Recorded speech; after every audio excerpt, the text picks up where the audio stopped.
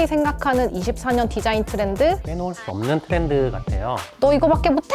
이런 느낌으로 AI를 괴롭히다 보면 오히려 역풍을 맞을 수도 있으니 좀 더 효율적으로 UI를 적용할 수 있다고 합니다. 예를 들면 아쿠아 등과 같은 폰트들이요. 지금부터 시작합니다.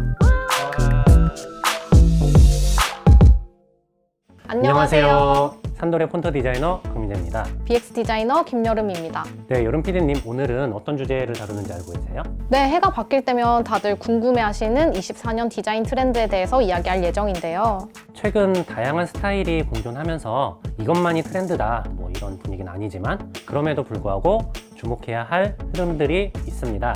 이 중에서 산돌이 주목하는 몇 가지 트렌드와 이를 활용하는 팁들을 공유하고자 합니다. 그럼 산돌이 생각하는 24년 디자인 트렌드 지금부터 시작합니다. 와, 첫 번째 주제는 AI, 인공지능인데요. 최근 몇 년간 급속도로 성장하고 있는 분야죠. 이제는 어떤 분야를 이야기해도 빼놓을 수 없는 트렌드 같아요. 23년에 AI로 인해서 한국뿐만 아니라 세계적으로 시끌시끌했습니다. 할리우드 작가와 배우들의 파업도 있었고 최근 우리나라에서도 AI로 인력을 대체하면서 200여 명이 해고된 사건도 있었습니다. 과거 컴퓨터 그래픽 디자인이 출현했을 때 당시 디자이너들이 겪었던 느낌을 현재 저희가 느끼고 있지 않을까 싶은데요. AI에 대한 부정적인 측면을 우려하는 아티스트들도 있지만 대부분의 산업군에서 AI를 주목하고 있어서 앞으로도 그 역할을 무시할 수는 없을 것 같은데요. AI를 활용해서 개인의 전문성을 발전시킬 수 있는 방법도 고민해 볼 수 있을 것 같아요. AI가 작업자에게 도움을 줄 수 있는 부분들이 분명히 있습니다. 컨셉 아이디어 서칭, 레이아웃 제안, 색상이나 배경 변경, 리사이징 등을 통해서 디자이너들의 리소스를 줄일 수 있습니다. 맞아요. 최근 토스에서도 그림을 그려주는 사내용 AI 토스트가 좋은 예시가 될 것 같은데요. 한정된 인원으로 조직 내 니즈를 해소해야 하는 것이 모든 디자인팀의 최대 고민거리라고 생각돼요. 퀄리티를 유지하면서도 빠르게 니즈를 해소할 수 있는 토스의 AI 토스트는 정말 놀라운 서비스라고 생각합니다. 토스 내부형 서비스라서 체험을 못 해보는 것이 좀 아쉬워요. 그건 좀 아쉬운 것 같습니다. 네. 여름 PD님은 AI를 통해서 디자인을 해본 적이 있으세요? 네, 저는 달리3나 어도비 파이어플라이를 통해서 작업물을 만들어 본 적이 있는데요. 프롬프트를 어떻게 쓰는가에 따라서 결과물이 다르게 나오는 것이 흥미로웠어요. 그리고 포토샵의 생성형 채우기도 자주 사용을 하는데요. 간편하게 배경을 바꾸거나 지우고 싶은 개체를 아주 자연스럽게 없애주기도 해요. 원본은 정방형인데 가로로 긴 이미지가 필요할 때 원본 이미지를 인식해서 빈 여백을 생성해주기도 하고요. 사용하면서 좀 느낀 점이나 꿀팁 같은 게 있을까요? 저도 AI를 처음 사용을 했을 때는 굉장히 낯설어서 프롬프트를 작성하는 것이 어색했는데요. AI가 생성한 결과물에 덧대서 추가적으로 계속 요청을 하니까 점점 더 퀄리티가 좋아지더라고요. 피드백을 하면 할수록 원하는 작업물에 가까워진다는 그런 느낌이었어요. 너 이거밖에 못해! 이런 느낌으로 AI를 괴롭히다 보면 꽤나 만족스러운 결과물이 나올 때도 있었어요. 한두 번 시도해보고 실망하면서 포기하면 안 될 것 같습니다. 프롬프트에 대한 연구가 필요해 보입니다. 네, 브랜드 톤 앤 매너에 맞게 프롬프트 키워드를 미리 좀 구성을 해둔다면 더욱 빠르게 이미지를 생성할 수도 있을 것 같아요. 폰트 쪽도 AI가 많이 쓰이고 있죠. 네, 맞습니다. 폰트 업계에서도 AI로 폰트를 개발하기도 하는데요. 그러나 시청하고 계신 여러분들은 주로 폰트를 제작하는 것보다는 사용하시는 분들이 많잖아요. 그래서 AI를 통해 레퍼런스의 폰트와 비슷한 폰트를 찾는 방법을 알려드리고 싶습니다. 산돌그룹 홈페이지에서 이미지 검색을 하시면 이미지 안에 텍스트를 AI가 인식해서 매칭률이 높은 폰트를 찾을 수 있습니다. 두 번째 주제도 AI와 관련되어 있는데요. AI와 반대되는 움직임도 눈에 띄는 것 같아요. 과거의 향수를 일으키는 디자인이나 정제되지 않은 핸드 드로잉으로 포인트를 주는 스타일도 보이는 것 같아요. 바로 앞서 AI를 적극 활용해야 한다고 했는데 갑자기 또 과거로의 향수 의아해 하실 수도 있을 것 같습니다. 기술의 발전으로 획일화된 디지털 그래픽에 반대되는 효과를 통해 진정성을 높이고 차별화할 수 있겠습니다. 과거와 현재를 이어서 브랜드의 가치를 보여준다던가 실사 이미지에 핸드 드로잉으로 포인트를 주는 광고들처럼요. 맞아요. IT 산업군에서도 이런 움직임들이 조금씩 보이고 있는데요. 애플의 23년 환경 보고서를 보면 3D 렌더링 이미지 위에 핸드 드로잉을 얹어서 AI가 주는 차가운 느낌을 조금 희석시키고 있는 것을 볼 수 있었어요. 그리고 또 다른 표현 방법으로는 픽셀이나 도트를 통해서 그래픽을 구성하는 것인데요. 네, Y2K의 레트로한 픽셀 표현하고는 좀 다른 걸까요? 보통은 픽셀과 도트라고 하면 레트로를 떠올리게 되잖아요. 그래픽 환경이 좋지 않은 시절을 연상하게 하기 때문인 것 같은데요. 오늘 소개해드리는 방식은 현대 고품질의 그래픽의 일부 글자나 그래픽을 픽셀화 또는 도트화해서 포인트를 주는 표현 방식입니다. 기술 개발에 반해서 과거의 저해상도를 상징하는 픽셀과 도트를 사용했지만 상반된 표현 방식 때문인지 더 차별화된 매력을 주는 것 같아요. 세 번째 키워드는 지속 가능성을 생각한 디자인입니다. 환경 문제가 점점 심각해지면서 기후변화 등으로 사람들에게 위기의식을 느끼게 만들고 있습니다. 맞아요. 그렇죠. 네. 그에 따라 환경을 고려한 브랜드가 더 인정을 받고 이를 표현한 디자인을 선호하는 움직임이 꾸준히 커지고 있어요.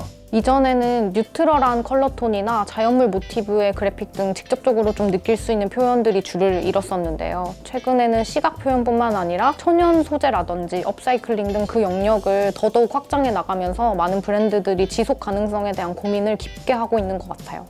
최근에 코오롱에서 50주년 기념 전시를 했었는데 제가 최근에 갔다 왔거든요. 이런 고민들이 조금 보이더라고요. 네, 저는 가보지는 못했는데 되게 굉장히 좋았다고 들었어요. 전시에 사용된 나무나 조형물 등이 모두 업사이클링을 염두에 두고 전시를 기획했다는 점이 인상 깊었고 친환경에 대한 메시지를 꼼꼼하게 담아냈다고 보여졌어요.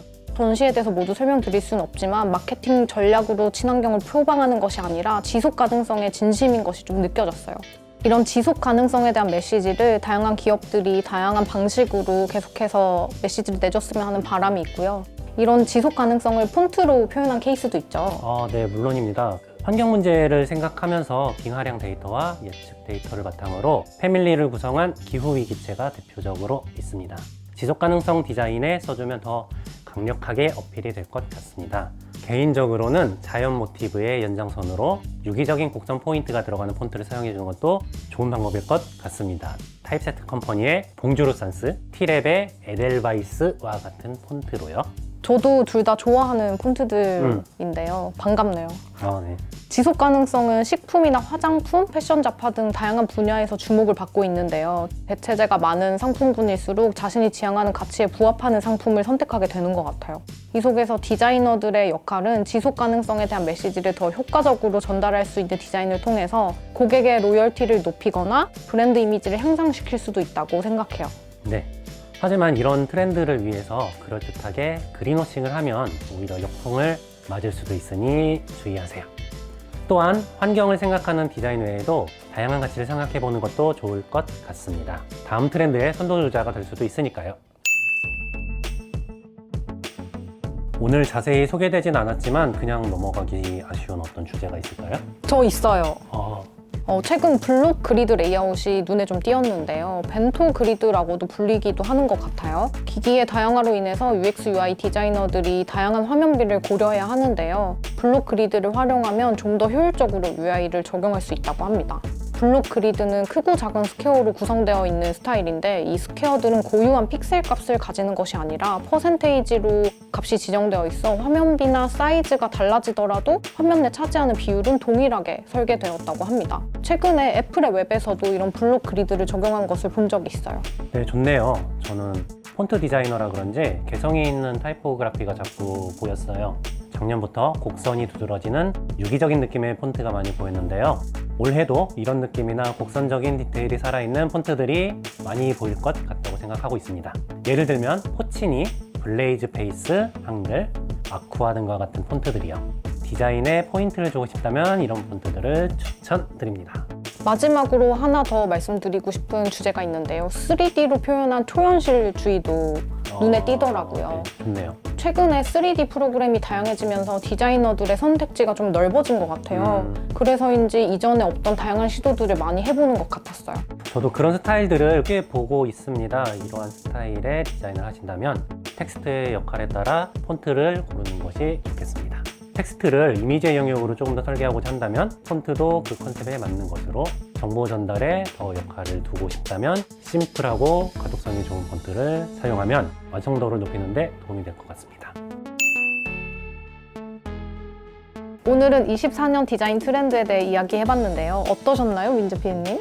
해외 정보들과 국내 디자인 흐름을 토대로 분석한 정보들을 전달해 드릴 수 있어서 뜻깊은 시간이었습니다. 물론 이것만이 정답이야 라고 말씀드리면 좋겠지만 디자인 분야별, 산업별 적용할 수 있는 디자인들이 다르기 때문에 이를 유념해 주시고 참고해 주시면 좋을 것 같습니다. 맞습니다. 여러분이 어떤 디자인을 하든 도움을 드릴 수 있도록 산돌구름은 꾸준히 노력 중이니까요. 앞으로도 산돌구름과 함께 해주세요. 댓글로 제일 인상 깊었던 트렌드에 대해서 남겨주세요. 그럼 이번 영상은 여기서 마무리하겠습니다. 감사합니다.